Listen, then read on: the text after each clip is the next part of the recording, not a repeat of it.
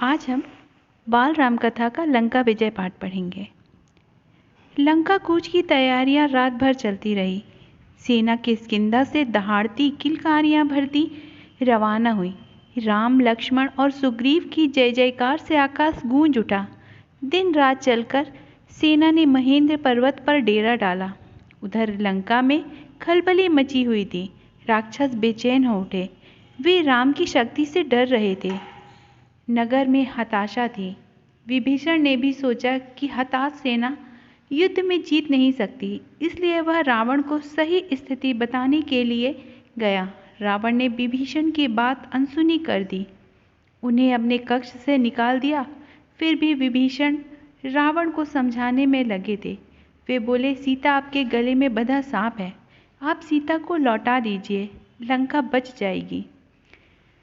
रावण क्रुद्ध हो उठा, बोला, निकल जाओ, तुम मेरे भाई नहीं शत्रु के शुभचिंतक हो। विभीषण उसी रात अपने 4 सहायकों के साथ लंका से निकल गए।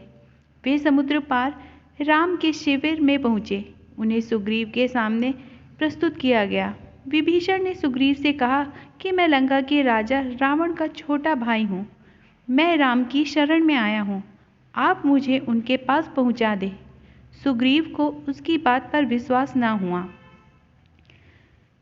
सुग्रीव राम के पास गए।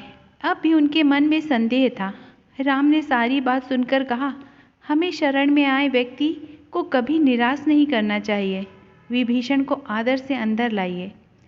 राम ने विभीषण का सत्कार किया। वे राम के विश्वास पात्र बन गए। उन्होंने लंका की बहुत सी जानकारियां राम को दी। रावण और उसके योद्धाओं की शक्ति के बारे में बताया। राम की सेना के सामने समुद्र पार करने की बहुत बड़ी चुनौती थी। राम ने समुद्र से रास्ता देने की प्रार्थना की, पर समुद्र नहीं माना। राम को क्रोध आ गया। राम का क्रोध देखकर समुद्र ने उन्हें बताया कि उनकी सेना में नल नाम का वानर पुल बना सकता है। नल ने अगले ही दिन पुल का कार्य शुरू कर दिया। 5 दिन में पुल तैयार हो गया। सबसे पहले विभीषण पुल से उस पार गए और फिर सारी वानर सेना।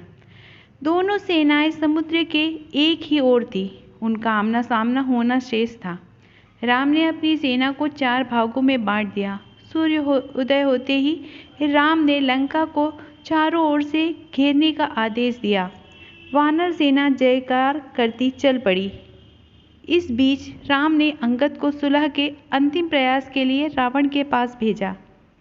रावण राम का संदेश सुन क्रोधित हो उठे। कुछ राक्षसों ने अंगद पर आक्रमण भी किया, पर अंगद वहां से निकल भागे। राम का आदेश मिलते ही लंका पर चढ़ाई कर दी गई। रावण के आदेश पर उसकी सेना भी निकल पड़ी। भयानक युद्ध हुआ। हर ओर दहला देने वाला शोर था। दोनों ओर से कई वीर मारे गए। रावण के अनेक पराक्रमी राक्षस ढेर हो गए। शाम होने की थी। मेघनाद ने सेना का नेतृत्व संभाल लिया। वह छुपकर युद्ध करता था। वह किसी को दिखाई नहीं देता था।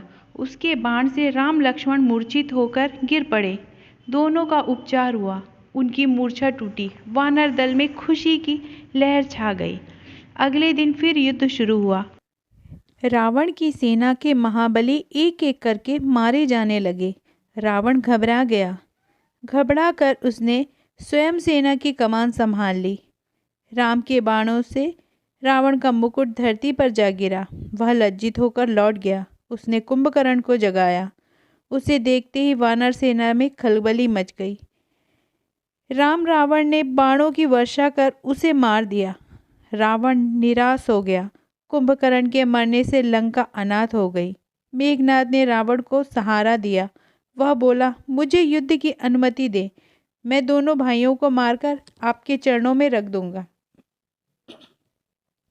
मेघनाद और लक्ष्मण का भीषण युद्ध हुआ। मेघनाद पराक्रमी था। उसने एक बार इंद्र को भी परास्त कर दिया था। मेघनाद चक्रवात की तरह आगे बढ़ता गया। लक्ष्मण ने उसे चुनौती दी। वह लक्ष्मण के बाणों से घायल हो गया और महल की ओर भाग गया। लक्ष्मण महल की संरचना नहीं जानते थे। विभीषण ने लक्ष्मण को उनका गुप्त मार्ग दिखाया। लक्ष्मण ने महल में जाकर मेघनाद का काम तमाम कर दिया। अपने ज्येष्ठ पुत्र की मृत्यु से रावण एकदम टूट गया। वह रोते रोते मूर्छित हो गया। उसकी हालत पागलों जैसे हो गई। लक्ष्मण के साथ वानर सेना भी महल में घुस गई। उसने लंका में जहां तहां आग लगा दी और अनेक राक्षसों को मार गिराया। रावण के पास अब कोई चारा नहीं बचा। विभीषण को राम की सेना में देख रावण उबल पड़ा। उसने विभीषण पर निशाना लगाया, पर लक्ष्मण ने उन्हें बचा लिया। रावण का बाण लगते ही लक्ष्मण मूर्छित होकर गिर पड़े। यह देख राम को क्रोध आ गया। उन्होंने रावण को ललकार कर कहा, रावण, काल तुझे मेरे सामने ले आया है। आज अन्याय पर न्याय की विजय होगी। तेरा अंत निश्चित है। लक्ष्मण की चिकित्सा शुरू हुई। हनुमान संजीवनी बूटी लेकर आ गए, जिससे लक्ष्मण के रक्त का रिसाव बंद हो गया। वे स्वस्थ हो गए। राम लक्ष्मण के स्वस्थ होने की सूचना पाते ही सिंह की भांति रावण पर टूट पड़े। दोनों में भयंकर युद्ध हुआ। रावण के बाण से राम के रथ की ध्वजा कटकर गिर पड़ी। राम ने प्रहार किया। बाण रावण के मस्तक पर लगा। रक्त की धारा बह निकली। वह अपने महल में चला गया। युद्ध फिर शुरू हुआ। राम के बाणों ने रावण के रथ का मुंह मोड़ दिया। यह पराजय का संकेत था। रावण हिम्मत हारने लगा। राम का एक बाण रावण के पार निकल गया। रावण के हाथ से धनुष छूट गया और वह पृथ्वी पर जा पड़ा। लंका विजय का अभियान पूरा हुआ। राम की जय जयकार होने लगी। शस्त्रों की टंकार की जगह किलकारियों ने ले ली। सर्वत्र प्रसन्नता छा। रणक्षेत्र में विभीषण विलाप करते हुए अपने भाई के मृत शरीर के पास खड़ा था। राम ने विभीषण को समझाया, मित्र, शोक मत करो। रावण महान योद्धा था। उसकी अंत्येष्टि महानता के अनुरूप होगी। राम ने एक एक वानर का आभार माना। सुग्रीव को गले लगाया। लक्ष्मण से विभीषण के राज्याभिषेक की तैयारी करने को कहा। सभासदों ने विभीषण का राज्याभिषेक किया। वह लंका का राजा बन गया। हनुमान ने अशोक वाटिका में माता सीता को लंका विजय का समाचार सुनाया। राम के कहने पर सीता को अशोक वाटिका से लाने की व्यवस्था की गई। सीता आई तो सुंदर, सौम्य और शांत थी। उनमें 1 वर्ष के बाद पति से मिलने की प्रसन्नता शामिल थी।